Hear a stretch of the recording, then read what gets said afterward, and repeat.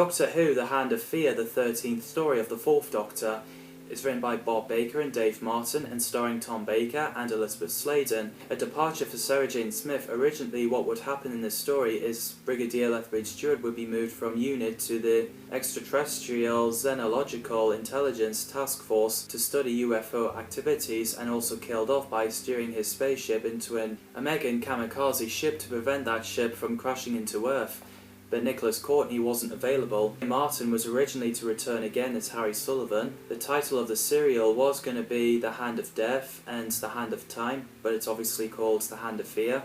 So Eldred betrayed their race and got sentenced to death. The Doctor and Sarah Jane arrives at the quarry, unaware that it's getting exploded.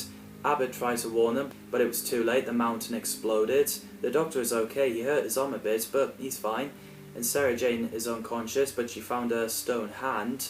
Apparently that was the real explosion at the quarry, all filmed for the episode, and for many years there were rumours that a camera was totally destroyed by the explosion, but DVD documentary makes it clear that it was just a fan myth. So the Doctor and Sarah Jane gets taken to the hospital. Intern examines the Doctor's arm and Sarah Jane is still sleeping. Later on, Sarah Jane woke up being possessed. She stole a hand from Dr. Carter, knocked him out with a flash from the crystalline ring she's wearing, and ran off. After when she said, "Eldred must live," and an hour later he woke up and reported to reception. The Doctor realised that Sarah Jane is missing and asked if Dr. Carter's seen her, but he had no idea what she was playing at, so they both went to look for her. Sarah Jane goes inside nuclear reactor in Newton carrying a hand in a plastic box, knocking a security and a worker out with the ring. She sits inside the reactor room that alerted the building and watched a hand moving, which looks freaky. The Doctor and Dr. Carter is held at gunpoint by security as they entered the power plant. And I love the music in that scene.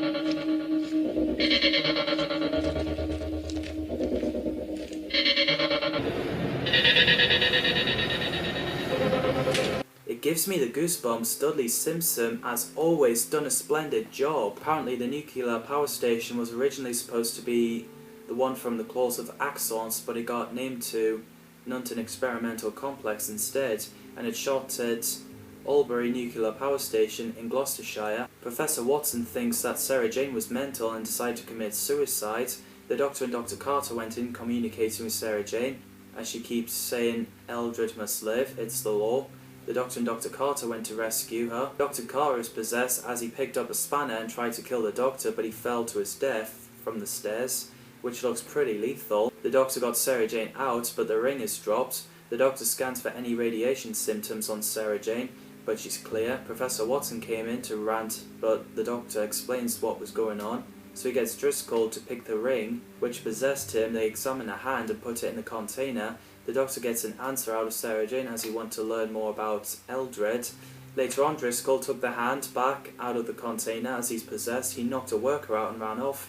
The Doctor and Sarah Jane went after him. The panels in the control room exploded and knocked Professor Watson out. Tom Baker, as always, is amazing as the 4th Doctor. I love Elizabeth Sladen as Sarah Jane Smith. She's a fantastic companion. I do like all companions. Eldred are Castrian race that are silicon-based life forms, making them near impossible to kill and allowing for their restoration under the right circumstances for single particles. Eldred betrayed their kind and is to be sentenced to death. I like the concept and the design. As they change their appearance, gender has changed. Judith Paris played the female version and Stephen Thorne plays the male version, and I think they both did a great job. Eldred's home planet was originally called the Black Hole, Omega 4.6. Robert Holmes pointed out to Bob Baker and Dave Martin that the name Omega had already appeared in Doctor Who in the 3 Doctors, so it got changed to Castria. Glenn Houston played Professor Owen Watson, the director of the Newton Experimental Complex. I think his acting is spot on. Anthony Ainley, Dinsdale Landon, Glenn Owen, Patrick Stewart and Stephen Yardley were considered for the role. Frances Pidgeon played Miss Jackson, Professor Watson's assistant. Rex Robinson played Dr. Carter, who's a pathologist in a hospital.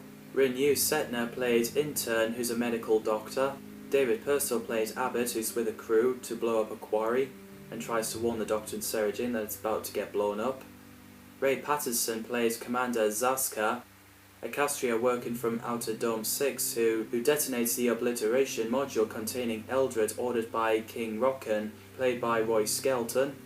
Roy Boyd played Driscoll, who works in the Newton Experimental Complex, who gets possessed by Eldred. The casts did a great job, there's great effects, the sets are outstanding, the story is well directed for its time and low budget. As Driscoll gets vaporized, everything's calm by the sounds of it. The Doctor and Sarah Jane explains to Professor Watson that there was an explosion, so they went outside as the station was about to get blown up. The planes arrived and fired a missile, but there was no explosion. Eldred walking out of the smoke looks pretty cool and scary. The Doctor goes inside, Sarah Jane went in with him, and they met up with Eldred, who's in female form.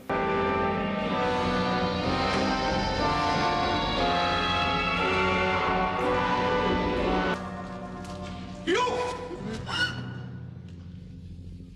Come forward! She explains how she created spatial barriers that let Castria thrive. But in interstellar war, the barriers were destroyed and she was disgraced and condemned. She demands the Doctor to take her back home. He agreed as long as it's the present day. So Professor Watson came in with a gun and shot her, but the bullets have no effect. So he outruns Eldred with the Doctor and Sarah Jane following them. As Watson reloads his gun, Eldred attacks him. The effect looks pretty cool. Thankfully he's still alive. The Doctor and Sarah Jane went back to the TARDIS with Eldred. Miss Jackson asks Professor Watson what was going on. He doesn't know what to say. Eldred and the TARDIS couldn't use her powers on the Doctor because they're in a state of temporal grace. They're multi-dimensional, so in a sense they don't exist while they're in the TARDIS, so they can't hurt each other, which is interesting. So the Doctor, Sarah Jane and Eldred arrived in Castria Dome. Eldred opens the door and a syringe is in her chest. Crikey. So the Doctor and Sarah Jane helps Eldred get to the regeneration chamber, and I thought the effects on the bridge was pretty effective. The sound on the floor are dead Castrian. As the Doctor dials the buttons, Eldred seems to be squashed by a slab, but a male version of Eldred walked in. Rocken turns out to be dead. The recording on the computer was filmed ages ago, so the Doctor and Sarah Jane outruns Eldred. The scarf was used to knock Eldred over and he fell down into the abyss. After the Doctor threw a ring down, they both went back to the TARDIS. Eldred is more likely not dead, according to the Doctor. We get a amusing scene where Sarah Jane moans about her life travelling with the Doctor, as she got sick of it, and the Doctor isn't listening as he's busy working on the console. While Sarah Jane storms off to pick her bags, the Doctor gets a call from Gallifrey. He realises he can't take Sarah Jane there, so Sarah Jane walked in with her luggage. Sarah Jane didn't mean what she said. She wanted to visit Gallifrey, but she couldn't. So the Doctor dropped her off in so-called South Croydon, asking her not to forget him. Yes. Till we meet again, Sarah. Sarah Jane walks out as the TARDIS dematerialised. She realised that she's not in South Croydon. Apparently she's in Aberdeen. After she bothered a dog, she whistles. Apparently when Elizabeth Sladen announced that she was leaving, Sarah Jane was originally to be killed off in a pseudo-historical story involving aliens and the French Foreign Legion, but Douglas Camfield was unavailable to write that part of the script. Sladen was relieved that she wasn't killed off, so she requested that Sarah's departure not to be the main focus of the story, as she felt the programme was about the Doctor, not the companion. Sarah Jane's farewell scene was written by Tom Baker and Elizabeth Sladen, which is really nice. Also when she whistled, Daddy Wouldn't Buy Me a Bow Wow, Lenny Mayne, who directed this story, whistled, and Elizabeth mimed it because she couldn't whistle. And I think her departure is well written, and it's so sad to see her go. At least she returns for K9 and Company's spin-off, with only one episode, A Girl's Best Friend. Then a 20th anniversary special, The Five Doctors, along with K9. Then School Reunion in the modern era, and eventually she became a main character of the Sarah Jane Adventures. I really enjoyed The Hand of Fear. What did you think of this story?